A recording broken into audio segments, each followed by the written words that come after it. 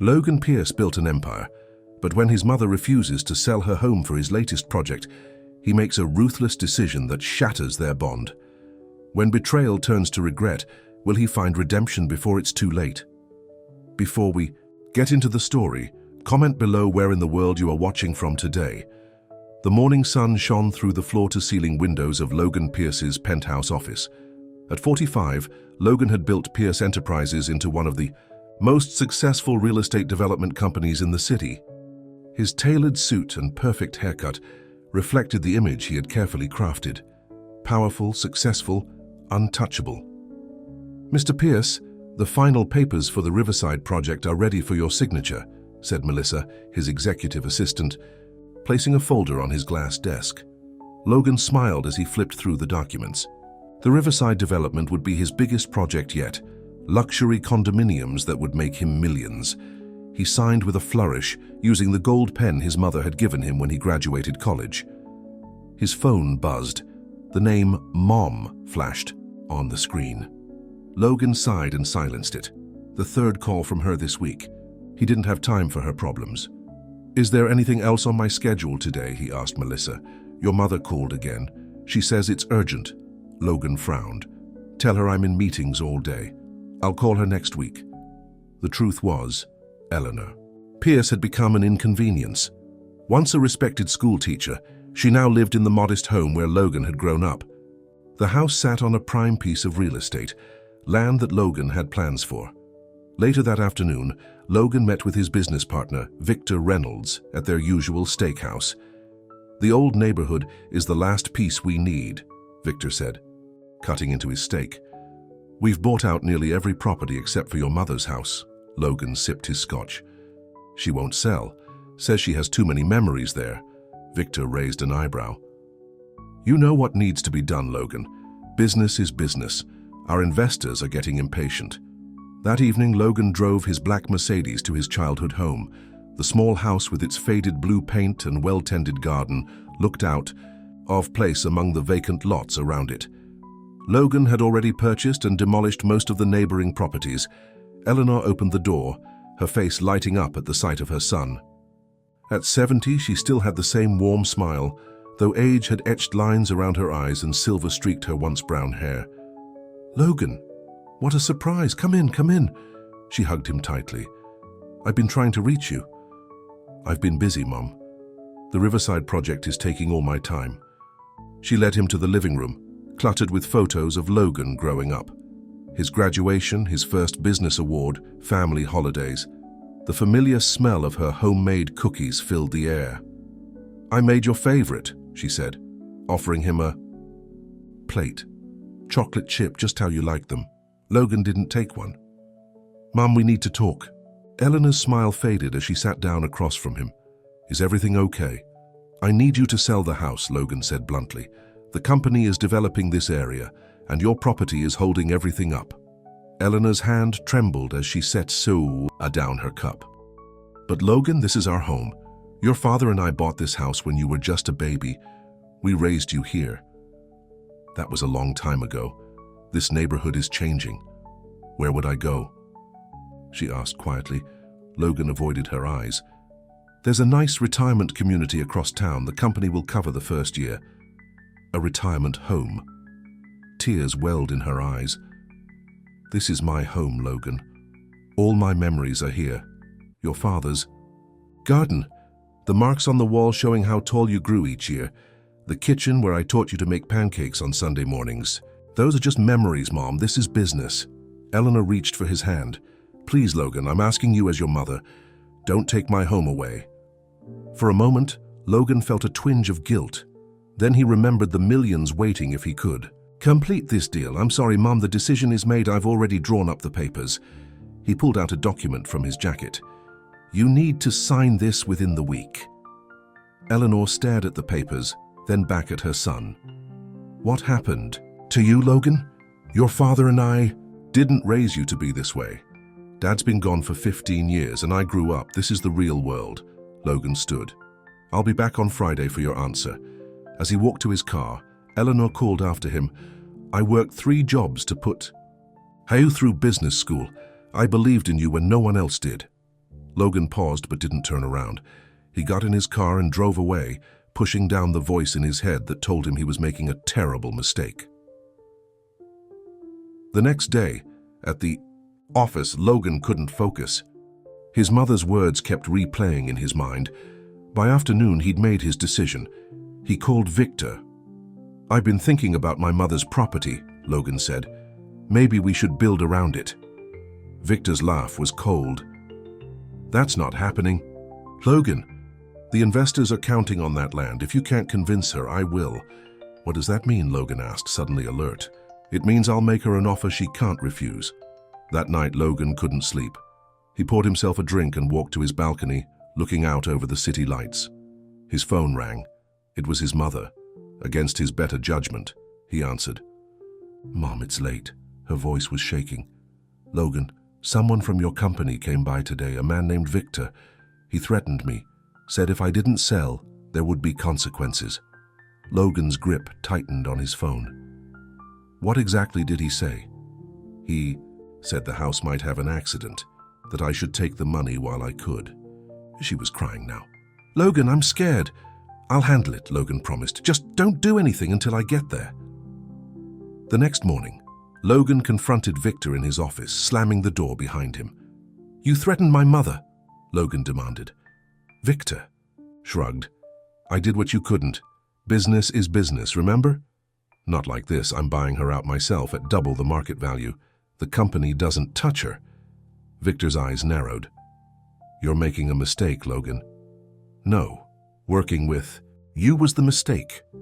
Later that day, Logan drove back to his mother's house, a check in his pocket that would give her a comfortable life anywhere she chose. But when he arrived, the front door was open. "Mom," he called, stepping inside. The house was empty, drawers pulled open, photos gone from the walls.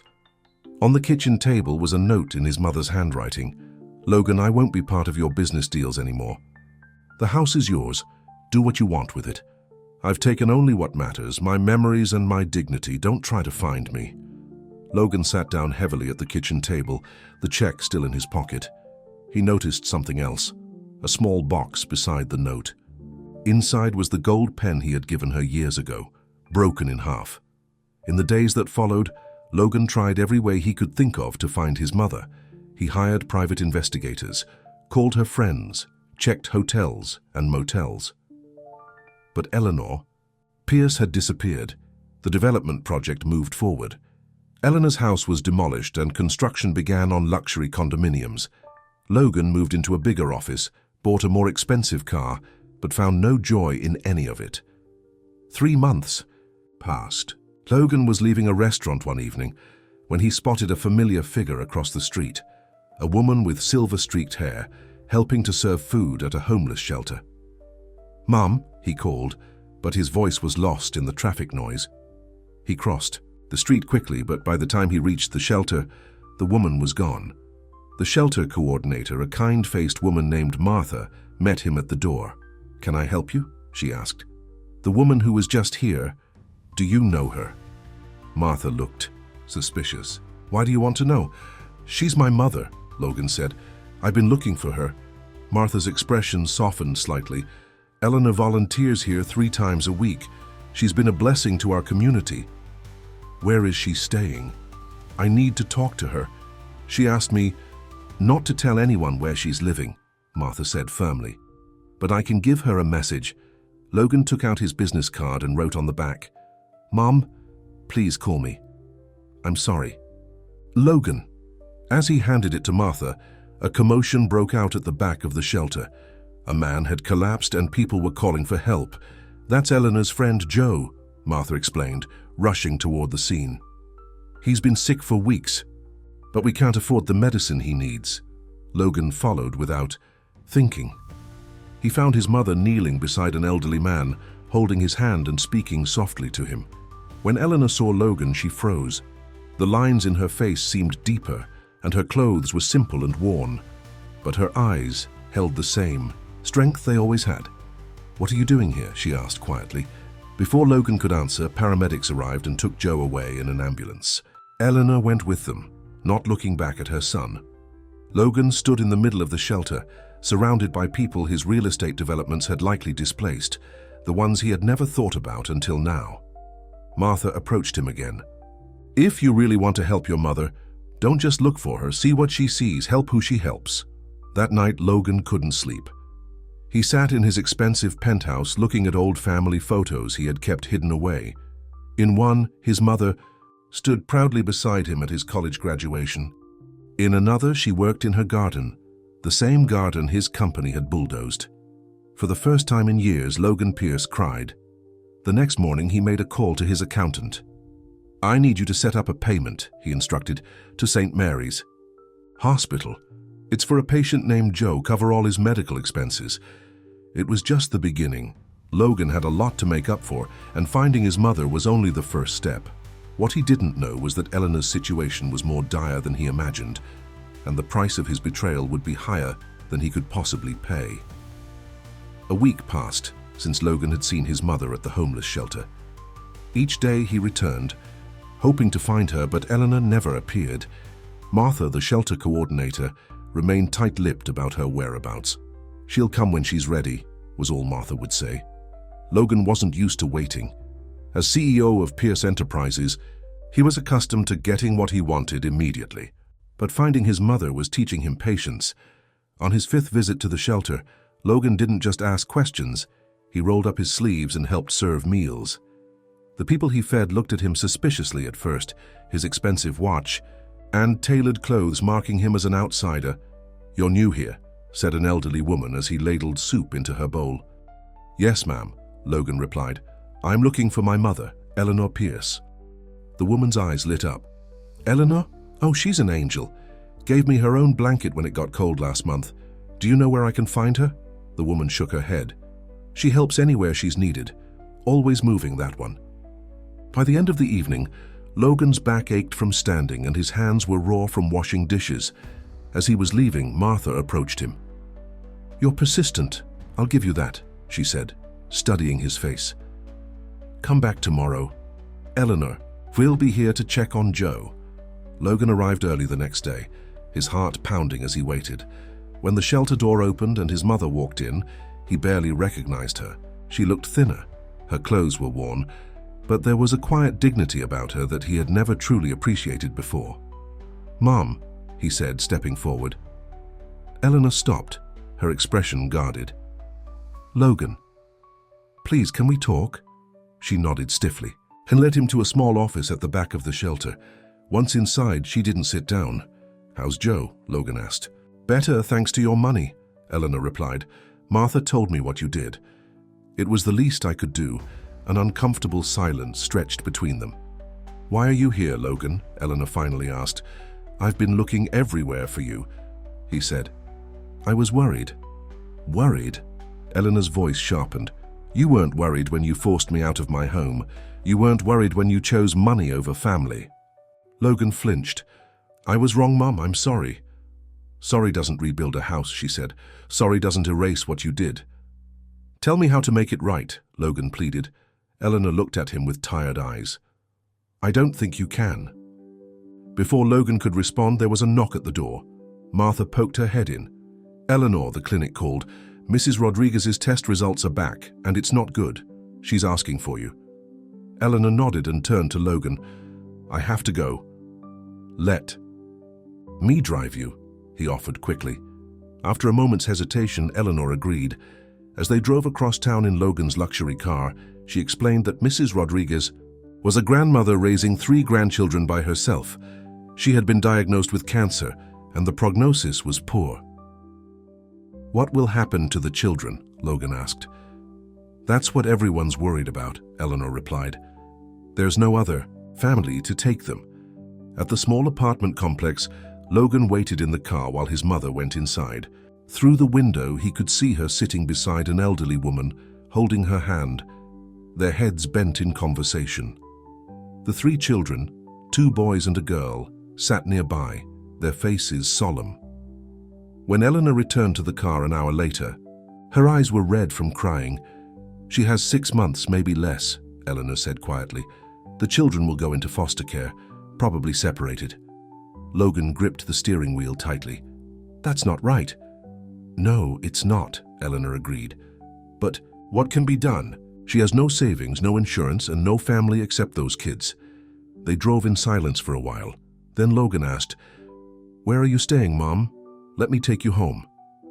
"The shelter has a room for volunteers," she replied. "It's small, but it's enough." "You're living at the shelter?" Logan was shocked. "Mom, come stay with me. I have plenty of room." Eleanor shook her head. "I'm where I need to be right now. These people need help." "So do I," Logan admitted, his voice breaking. "I need my mother." Eleanor looked at him, really looked at him for the first time since he'd found her. "Then find the boy I raised, Logan. He seems to have gotten lost somewhere along the way." When they arrived back at the shelter, Eleanor got out of the car but turned before closing the door. "Thank you for the ride, and for helping Joe. It wasn't forgiveness, but it was a start." The next day, Logan cancelled all his meetings and went to his company's financial department. He spent hours going through records tracing the money from his developments. By evening, he had made a discovery that left him cold. Victor Reynolds had been systematically underpaying homeowners in the neighborhoods they developed, pocketing the difference. Logan's signature was on those documents, but he had signed without reading, trusting his partner. Logan drove straight to Victor's house, a mansion even larger than his own. "We need to talk," Logan said when Victor opened the door. In Victor's study, Logan confronted him with the evidence. "You've been stealing from these people, from my company." Victor laughed, pouring himself a drink. "Don't be dramatic, Logan. It's just business. You never complained about the profits." "It's fraud," Logan said, "and I'm putting a stop to it." Victor's smile disappeared. "Be careful, Logan. You signed those papers too. If I go down, you go down with me. I'll take that chance." The next morning, Logan went to the district attorney's office with all the evidence. He didn't hide his own culpability. He explained how he had trusted Victor without verification, how he had prioritized profit over people. "I understand I may face charges," Logan told the prosecutor, "but these families deserve justice." As he left the building, reporters were already gathering, alerted by the DA's office. Logan didn't hide from the cameras. "I made mistakes," he said when questioned. "Now I'm trying to make things right." The news spread quickly. By evening, it was the top story. Logan Pierce, real estate mogul, exposing corruption in his own company. The Pierce Enterprises stock plummeted. Logan returned to the shelter that night, hoping to explain to his mother what he had done. She was there, comforting a young woman who had just lost her job. When she saw Logan, something changed in her expression. Not quite forgiveness, but recognition. "You made the news," she said when they were alone. "It was the right thing to do." Logan replied, "Yes, it was." Eleanor hesitated. "Your father would be proud." The mention of his father brought tears to Logan's eyes. "I've made such a mess of things, Mom." "Yes," she agreed, "but fixing a mess takes character." 2 days later, Logan was formally charged with negligence and failure to exercise proper oversight. He didn't fight the charges. The judge, recognizing his cooperation, sentenced him to 5 years of probation and community service. Victor faced much more serious charges: fraud, embezzlement, and intimidation. As he was led away in handcuffs, he shouted at Logan, "You'll regret this." Logan didn't respond. He knew. He had made the right choice, finally. The fallout continued. Investors pulled out of Pierce Enterprises. The board of directors called an emergency meeting and voted to remove Logan as CEO. In the span of a week, he went from powerful executive to disgraced businessman. Through it all, Logan kept returning to the shelter, working alongside his mother. She didn't invite him back into her life completely, but she didn't turn him away either. One evening, as they were cleaning up after dinner service, Eleanor asked, "What will you do now?" Logan had been thinking about that question for days. "I still have personal savings. Not as much as before, but enough. I was thinking about Mrs. Rodriguez and her grandchildren." "What about them?" "They need a home, security. I could help them." Eleanor looked surprised. "How?" "I own a small apartment building on the west side. Bought it before I started the company. It's nothing fancy, but the units are decent. Mrs. Rodriguez and the kids could have one rent-free, and I could set up a trust for the children's education.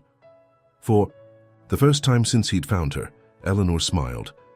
A real smile that reached her eyes. That sounds like something the son I raised would do. The next day they visited Mrs. Rodriguez together. The woman was suspicious at first. She had dealt with too many smooth-talking businessmen who had taken advantage of her. But Eleanor's presence reassured her. "My son wants to help," Eleanor explained. "No strings attached." Mrs. Rodriguez looked at Logan with wary eyes. "Why would you do this for us?" Logan didn't have a practiced answer. "Because it's right," he said simply, "and because I'm trying to be someone my mother can be proud of again." Mrs. Rodriguez accepted the offer, more for her grandchildren's sake than her own. The oldest boy, Miguel, watched Logan with eyes that had seen too much hardship for a 12-year-old. "You're not going to take it back?" Miguel asked bluntly. Logan knelt down to meet the boy's eyes. "No, Miguel. It's yours for as long as you need it, I promise." Over the next few weeks, Logan helped the Rodriguez family move into their new apartment. He hired tutors for the children and made sure Mrs. Rodriguez had transportation to her treatments. It wasn't charity, it was responsibility.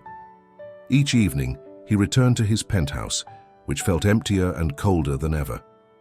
The material possessions that had once seemed so important now felt meaningless.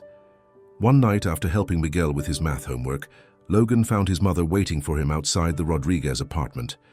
"Walk with me," she said. They strolled through the neighborhood park under trees just beginning to bud with spring.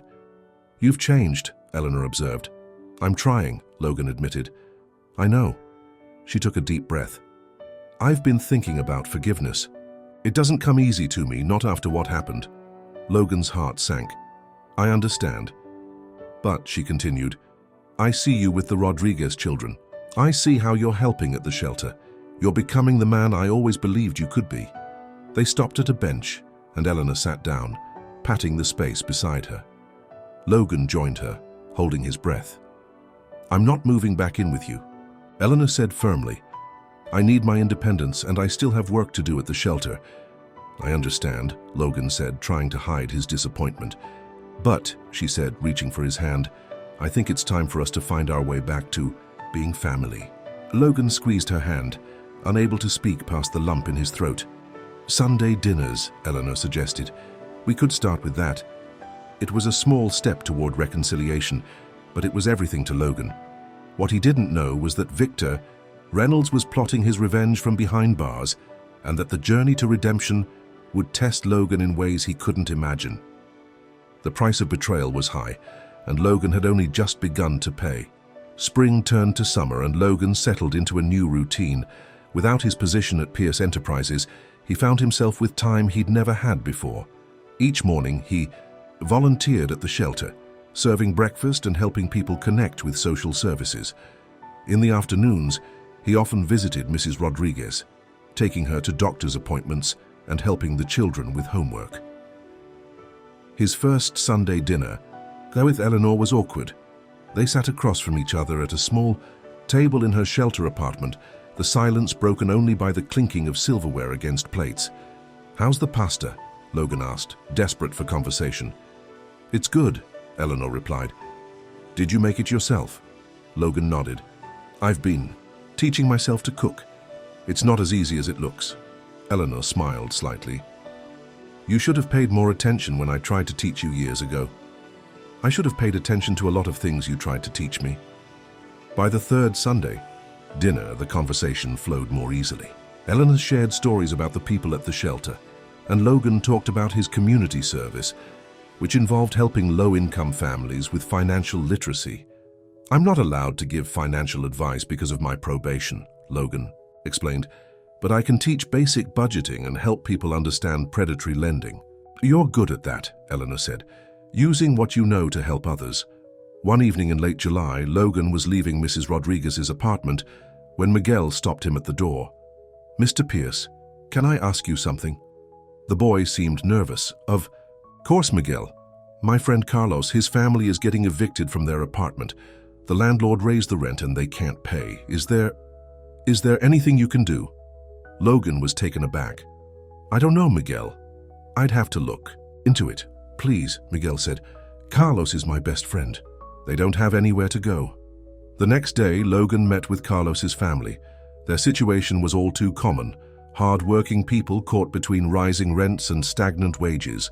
Their landlord, ironically, was a subsidiary of Pierce Enterprises, now under new management. Logan made some calls to his old contacts, but the new CEO, Marcus Wells, refused to take his calls. Logan was persona non grata in the business world since exposing Victor. That night, as Logan tossed and turned in bed, he had an idea. He still owned that small apartment building where Mrs. Rodriguez lived. It had 8 units, and 3 were vacant. Why not make them available to families in need? The following morning, Logan called his lawyer to arrange everything. By the end of the week, Carlos's family moved into one of the apartments. Word spread quickly. Logan began receiving calls from other families facing eviction.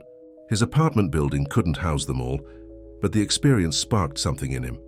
He started researching affordable housing models and meeting with community organizers. At their Sunday dinner, Logan shared his thoughts with Eleanor. I'm thinking of starting a non-profit, he said, focused on affordable housing and tenant rights. Eleanor studied him over her reading glasses. That would be quite a change from luxury condominiums. I know, Logan admitted, but I understand real estate, Mom. I know how developers think, how they cut corners, how they push people out of neighborhoods. I could use that knowledge to help people stay in their homes. Eleanor reached across the table and squeezed his hand. I think it's a wonderful idea. With Eleanor's encouragement, Logan launched the New Start Housing Initiative. He used a significant portion of his remaining savings to purchase another small apartment building, in danger of being converted to luxury units. The current tenants were allowed to stay with affordable fixed rents. The work was challenging but rewarding. Logan found himself working longer hours than he had as CEO, but without the empty feeling that used to follow him home. Not everyone appreciated his efforts. Marcus Wells, the new CEO of Pierce Enterprises, saw Logan's non-profit as a direct challenge to his business model.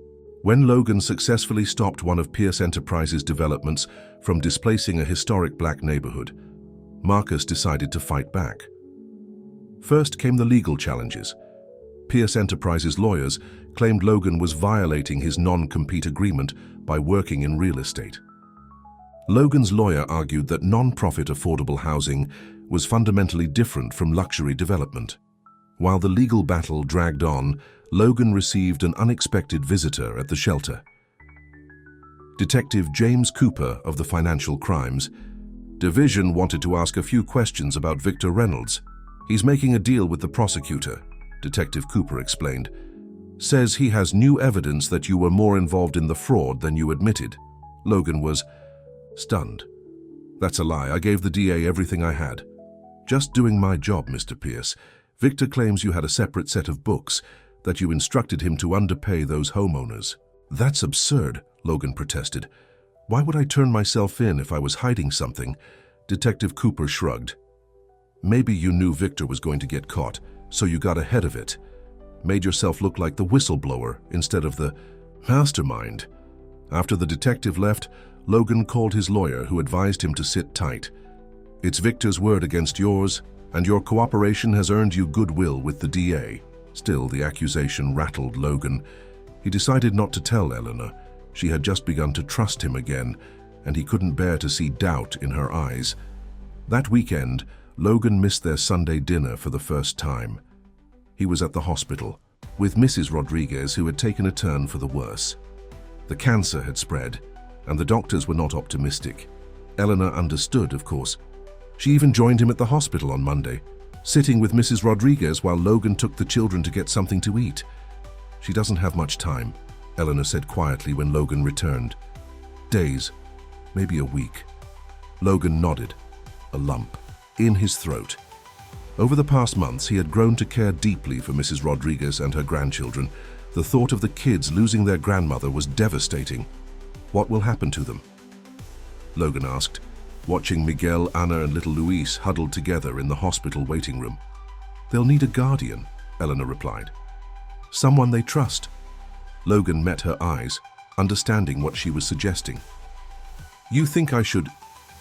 It's not my decision, Eleanor said, but I've seen how they look at you, Logan, especially Miguel. You've become important to them. The thought terrified Logan. He had never imagined himself as a parent or guardian. His life had been focused on business, on success, on himself. Before he could respond, a nurse called them back to Mrs. Rodriguez's room. The elderly woman was awake but weak. She beckoned Logan to her bedside. "My children," she whispered. "I am worried for them." "They'll be taken care of," Logan promised, holding her frail hand. "I'll make sure of it." Mrs. Rodriguez squeezed his hand with surprising strength. "You are a good man, Logan Pierce. Not what I thought when we first met." "I'm trying to be better," Logan said honestly. "The children trust you. Miguel says you never break your promises." "I don't," Logan assured her. Mrs. Rodriguez closed her eyes. "Then I can rest easier." 2 days later, Mrs. Rodriguez passed away, peacefully in her sleep with Eleanor, Logan, and the children at her bedside. The funeral was small but filled with love. Residents from the shelter, neighbors from the apartment building, and school friends of the children all came to pay their respects. After the service, Logan met with a family court lawyer to discuss guardianship of the children. The process would not be simple.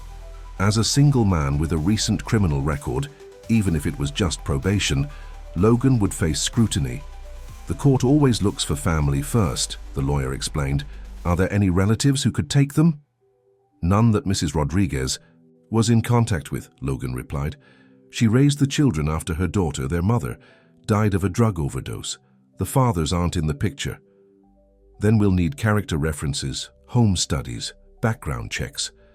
"It's a lengthy process," Logan nodded. "Whatever it takes, those kids aren't going into the system." While waiting for the guardianship process to move forward, the children stayed in their apartment, with Logan and Eleanor taking turns staying. And with them. It was during this time that Logan received more disturbing news from his lawyer. "The DA is reopening your case," she told him over the phone. "Victor gave them information about a storage unit allegedly rented in your name. They found documents there, the second set of books he claimed you kept." Logan felt like the ground was shifting beneath his feet. "That's impossible. I never kept separate books. Victor's claiming you hid them there right before you went to the DA. It's a setup," Logan insisted. "Victor must have planted those records. The problem is, the rental agreement has your signature, and the security footage shows someone who looks like you entering the facility around the time Victor claims." Logan ran his hand through his hair in frustration. "It wasn't me, can't they tell that? The person was wearing a hat, kept their head down. It could pass for you. The implications were serious. If convicted of fraud, Logan would face jail time, not just probation. His guardianship application would certainly be denied. Everything he had worked to rebuild would crumble." That evening, as Logan sat with Miguel helping him with a science project, his mind was elsewhere. How could he fight these false accusations? How could he protect the children if he was sent to prison? "You're not listening," Miguel said, pulling Logan back to the present. "I'm sorry, buddy, I have a lot on my mind." Miguel studied him with eyes too wise for his 12 years. "Is it about us? Do you not want us anymore?" The question broke Logan's heart. "No, Miguel, that's not it at all. I want you, Ana, and Luis to stay with me. I'm just worried about some trouble I'm having with my old job." Miguel nodded solemnly. "Abuela said adults always have problems with money and jobs. Your grandmother was a very wise woman. She also said that family helps each other with problems," Miguel added. "Are we your family now?" Logan felt tears prick his eyes. "I'd like that very much." Later that night, after the children were in bed, Logan called Eleanor. He couldn't keep the situation from her any longer. "I need your help, Mom," he said when she answered. "Victor is trying to frame me for fraud." Eleanor listened as Logan explained everything: the false documents, the storage unit, the security footage. "I need to prove I didn't rent that storage unit," Logan concluded, "but I don't know how." There was silence on the other end of the line. Then Eleanor spoke, her voice calm and determined. "I think I do," she said. "Remember when you were in college and someone stole your identity to open credit cards?" Logan did remember. It had been a nightmare sorting out the mess. You had to prove where you were when those cards were used, Eleanor continued. We got your class attendance records, receipts from the campus bookstore, timestamps from the library computers you used. You think I need an alibi for when the storage unit was rented? Exactly, Eleanor replied. When did Victor claim you rented it? Logan checked his notes. March 15th between 2 and 4 p.m. And where were you then? Logan thought back. March 15th was the day after he'd found his mother at the shelter. I was at the hospital with Joe. Remember, I paid for his treatment. That's right, Eleanor said. There would be records of your visit. Probably security footage too. Hope surged through Logan. And hospital records would be solid evidence. First thing tomorrow, we'll go to the hospital and request those records, Eleanor declared. No son of mine is going to jail for something he didn't do. The determination in his mother's voice gave Logan strength. Whatever happened with Victor's accusations, he wasn't alone anymore. He had his mother back, and together they would fight for the family they were rebuilding. What Logan didn't know was that Victor's scheme was more elaborate than he imagined. The web of deceit stretched wider than just planted documents, and clearing his name would require more than just an alibi.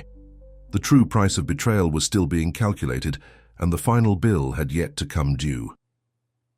The morning after his conversation with Eleanor, Logan went to St. Mary's Hospital with renewed determination.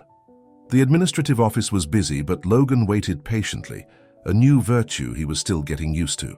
I need to see visitor records and security footage from March 15th, Logan explained to the hospital administrator, a stern-looking woman named Mrs. Patel. Hospital records are confidential, Mr. Pierce, she replied, peering at him over her glasses. I can't just hand them over because you ask. It's important, Logan insisted. I need to prove I was here that day. You'll need a court order or a subpoena. Logan's heart sank. Getting a court order would take time he didn't have with the DA reviewing his case. As he left the administrator's office, Logan nearly bumped into Dr. Lin, the physician who had treated Joe. Mr. Pierce, the doctor said with a smile. How are you? I haven't seen you since Joe was discharged. Joe's doing well thanks to you, Logan replied. Actually, I could use your help with something. Over coffee in the hospital cafeteria, Logan explained his situation. Dr. Lin listened carefully, his expression thoughtful. I remember you being here that day, he said. You spent several hours completing paperwork for Joe's care and speaking with our financial department. Hope flickered in Logan's chest. Would you be willing to provide a statement to that effect? Dr. Lin nodded. Of course. And while Mrs. Patel is correct about hospital protocol, I may be able to help expedite a formal request for the security footage. By that afternoon, Logan had Dr. Lin's sworn statement and a promise that the hospital's legal department would review his request for the security footage within 48 hours. When Logan shared the news with Eleanor that evening, she seemed relieved but still concerned. It's a start, she said, but we need more. Victor's clearly gone to great lengths to set you up. My lawyer is working on getting the storage facility's complete records, Logan added. If we can show that the signature on the rental agreement doesn't match mine. Eleanor nodded. We should also talk to Martha at the shelter. She saw you that day too. They were interrupted by Miguel, who appeared in the doorway of Eleanor's shelter apartment with a troubled expression. There was a man asking questions about you at school today, he said to Logan. Logan and Eleanor exchanged alarmed glances. What kind of man? What did he want to know? He said he was a reporter, Miguel replied. He asked if you ever got angry, if you yelled at us or Abuela. Logan felt a chill. What did you tell him? Miguel shrugged. I told him to go away or I'd tell the principal. He left, but he was taking pictures with his phone first. Logan pulled Miguel into a hug. You did the right thing. If anyone asks you questions about me again, tell an adult right away, okay? After Miguel went to check on his siblings, Eleanor turned to Logan. This is getting ugly. Victor must have contacted the press. I need to warn my lawyer, Logan said. If Victor's bringing the media into this, he's desperate. The next morning, Logan's fears were confirmed. A local news website ran a story titled, Whistleblower or Master Manipulator? New questions about Logan Pierce. The article cited anonymous sources close to the investigation, claiming that Logan had orchestrated the fraud at Pierce Enterprises and set up Victor as the fall guy. Logan's phone rang non-stop with calls from reporters. His lawyer advised him to say nothing, but the damage to his reputation was already being done. At the shelter, people who had welcomed Logan just days before now regarded him with suspicion. Even worse, a social worker arrived to check on Miguel, Ana, and Luis after receiving concerns about their placement. "This is Victor," Logan told Eleanor after the social worker left. "He's trying to destroy everything I've rebuilt." "Why?" Eleanor asked. "Why go to such lengths?" "Because I took everything from him. His freedom, his reputation, his money. Now he wants to do the same to me." That afternoon, Detective Cooper returned with more questions. This time he brought a colleague, Detective Rivera. "We have a search warrant for your apartment, Mr. Pierce," Detective Rivera said, handing Logan the document. Logan read it with growing alarm. "On what grounds?" "New evidence suggesting you may have destroyed or hidden additional financial records," Detective Cooper explained. "We need to check your home and electronic devices." Logan had nothing to hide, but the thought of police searching through his personal belongings made him feel violated. He called his lawyer, who advised him to comply fully, but to remain present during the search. For 3 hours, the detectives combed through Logan's penthouse, taking his laptop, phone, and financial documents. They were professional but thorough, leaving no drawer unopened, no file unexamined. When they finally left, Logan sat alone in his disrupted home, feeling more vulnerable than he ever had, even when he lost his company. His phone rang. It was his lawyer. "They're executing similar warrants at your office at the non-profit," she informed him. "Logan, this is serious. The DA is building a case." "But I'm innocent," Logan insisted. "The hospital records will prove that." "I hope so," his lawyer replied, not sounding convinced. "In the meantime, I've requested an emergency hearing to address these new allegations. It's scheduled for Friday." After hanging up, Logan called Eleanor. "I need to see the kids," he said. "With everything going on, I need to make sure they're okay." "They're here with me at the shelter," Eleanor assured him. "They're safe, Logan. Maybe it's better if you keep your distance until this blows over, for their sake." Her words stung, but Logan knew she was right. If the media connected him to the children, they might become targets for unwanted attention.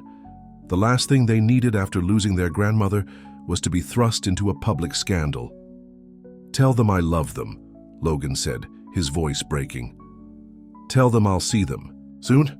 The next day, Dr. Lin called with good news. The hospital had agreed to release the security footage showing Logan's presence on March 15th.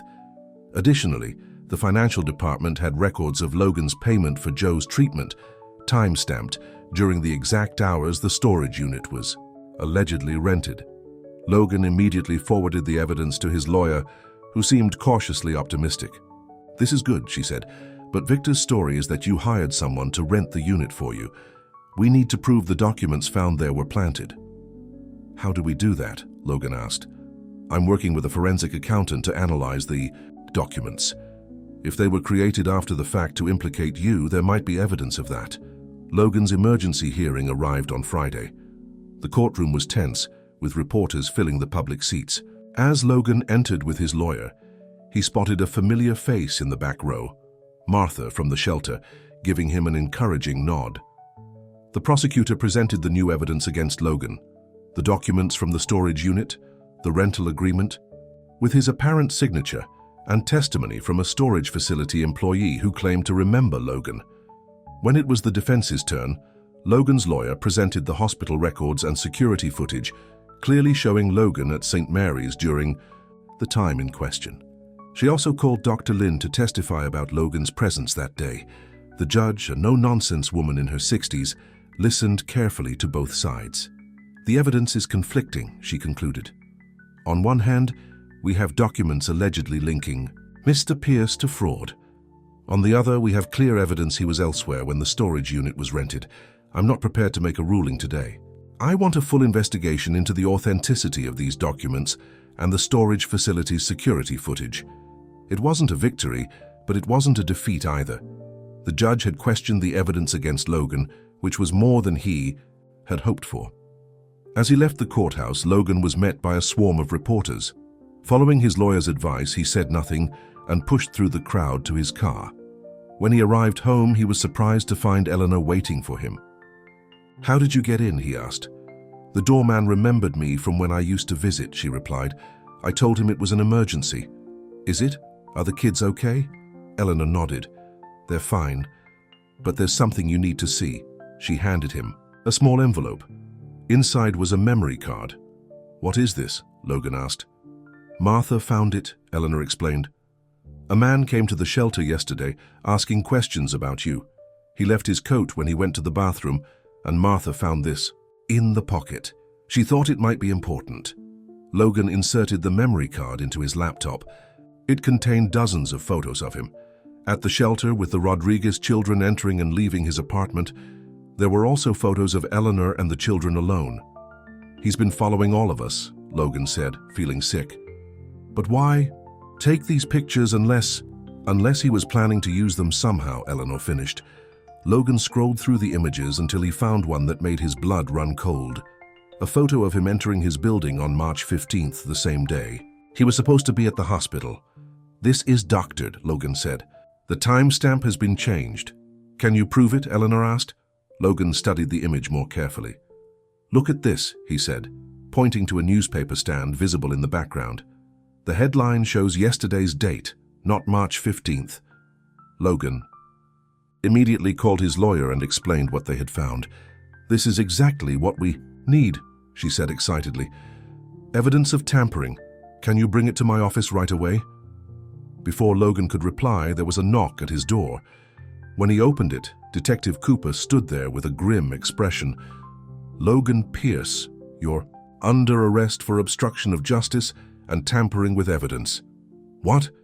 Logan was stunned. "That's ridiculous." "We have a witness who claims you tried to pay him to alter security footage at the hospital," Detective Cooper said, producing handcuffs. "You have the right to remain silent." As Detective Cooper recited the Miranda rights, Logan looked desperately at Eleanor. "This is a setup. Take the memory card to my lawyer." Eleanor nodded, slipping the memory card into her pocket as Logan was led away. The next 48 hours were the darkest of Logan's life. Held in a cell at the county jail, he was allowed only brief contact with his lawyer, who reported that they were working frantically to discredit the new accusations against him. "Who is this witness claiming I tried to bribe them?" Logan asked. During one of their brief meetings, "A hospital security guard named Peter Russo," his lawyer replied. "We're investigating him now." On Sunday evening, Logan received an unexpected visitor, Detective Rivera, without her partner. "I'm not supposed to be here," she said, sitting across from Logan in the visitation room. "But something about your case doesn't add up." "What do you mean?" Logan asked cautiously. "This witness, Russo, came forward very suddenly with a very detailed story. Too detailed. And he has a connection to Victor Reynolds. They were in the same fraternity in college." Hope surged in Logan's chest. "You believe I'm being set up?" Detective Rivera chose her words carefully. "Let's just say I'm pursuing all angles of the investigation. Cooper is focused on building the case against you. I'm looking at the bigger picture." "Why help me?" Logan asked. "Because I've been following your work with the housing non-profit," she admitted. "My own mother lost her home to a predatory developer last year. What you're doing matters." After Detective Rivera left, Logan felt a glimmer of hope for the first time since his arrest. Someone believed in his innocence enough to risk their career to help him. The next morning, his lawyer arrived with news. "The memory card your mother brought me is a goldmine. Not only does it prove that the photos were manipulated, but we were able to trace the camera's serial number. Guess who owns it?" "Who?" "A private investigator named James Wilson, who used to work for Pierce Enterprises, security department. And guess who authorized his last 6 paychecks before you left the company?" "Victor," Logan said, the pieces falling into place. "Exactly, and there's more. Detective Rivera found inconsistencies in Peter Russo's statement. He claimed you met him at the hospital on a day when hospital records show he wasn't even working." Events moved quickly after that. By Wednesday, the DA had dropped all charges against Logan and reopened the investigation into Victor Reynolds. Peter Russo confessed to lying in exchange for leniency, admitting that Victor had arranged everything from prison through a network of former colleagues.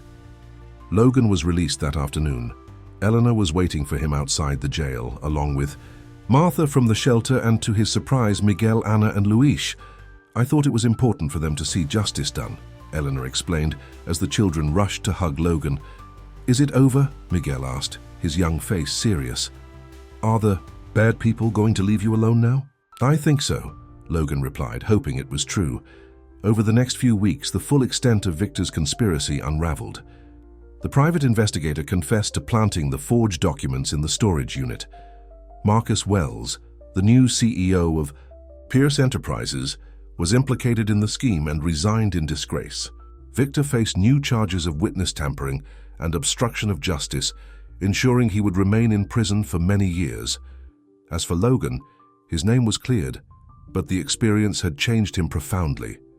He understood now how fragile reputation and freedom could be, how quickly everything could be taken away. On a warm Saturday in September, 6 months after Logan had first reconnected with his mother at the shelter, a moving truck pulled up outside a modest house in a quiet neighborhood. Logan, Eleanor, Miguel, Anna and Luis began carrying boxes inside. "Are you sure about this?" Eleanor asked as she and Logan stood on the front porch, watching the children explore their new home. "Absolutely," Logan replied. The penthouse was never really home. Anyway, Logan had sold his luxury apartment and used the money to expand his non-profit work. He had purchased this house, nothing extravagant but comfortable and close to the children's school, as a home for all of them. The previous day, the family court had officially approved Logan's guardianship of the Rodriguez children. The judge had been impressed by his commitment to the children, despite his recent legal troubles. "You've built something beautiful from something broken," Eleanor said, squeezing her son's hand. "I'm proud of you." Logan smiled, thinking of how far they had come. A year ago, he had been a different man, selfish, blind to the consequences of his actions, willing to sacrifice his own mother for profit. "I couldn't have done it without you," he told Eleanor. "You never gave up on me, even when I gave up on you." "That's what family does," she replied simply. Miguel appeared in the doorway, his face serious. "Abuela would have liked this house," he said. His use of the term for grandmother when referring to Mrs. Rodriguez was a reminder of what they had lost. "Yes, she would have," Logan agreed. "She'd be happy to see you all having a real home." "Not just us," Miguel said, looking between Logan and Eleanor. "All of us. We're a family now, right?" Eleanor put her arm around the boy's shoulders. "Yes, we are." As Logan watched his mother and Miguel walk back into the house, he reflected on the strange journey that had brought him here. He had lost nearly everything, his company, his wealth, his status, but had gained something far more valuable. He had his mother back. He had 3 children who needed him. He had purpose. The price of betrayal had been high, but the reward for redemption was beyond measure. Logan Pierce had finally learned what his mother had tried to teach him all along, that true wealth wasn't measured in dollars, but in the love you gave and received. Inside the house, Anna was arguing with Luis about which bedroom was whose, while Eleanor tried to mediate. Miguel was already unpacking books for the living room shelf. "Logan," Eleanor called, "we need another opinion here." With a smile, Logan stepped through the doorway, leaving behind the man he had been and embracing the father, son, and person he had become. In the distance, the sun was setting on one chapter of their lives and rising on another. There would be challenges ahead, of course.